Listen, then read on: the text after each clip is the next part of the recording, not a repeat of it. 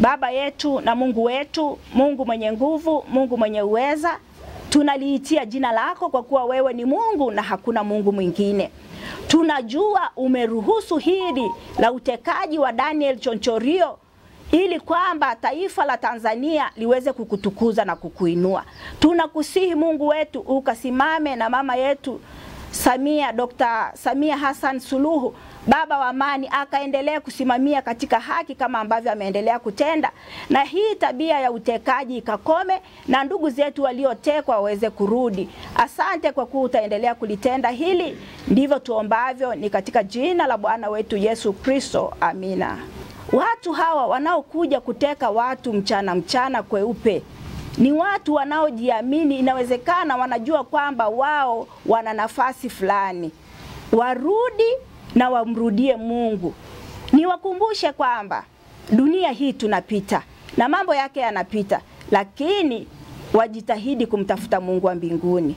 Neno la Bwana katika Zaburi 33:12, heri taifa ambalo Bwana ni Mungu wao na watu aliowachagua kuwa urithi wake. Ninamshukuru Mungu kwa ajili ya taifa la Tanzania, maana ni taifa linalomcha Mungu na watu wote katika dini zao tunaendelea kumtegemea Mungu.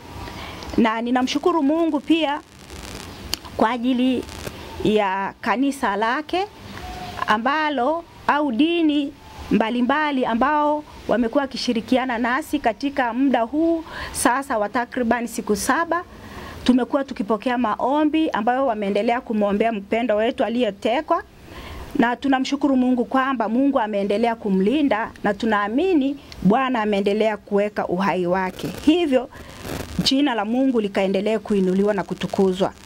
Na pia katika utekwaji wa Daniel Nyamuhanga ni kwamba ule utekwaji sio wa kifo, bali Mungu ameruhusu jambo hili ili taifa la Tanzania liweze kumtegemea Mungu na kuona matendo makuu ya Mungu yanayotokea.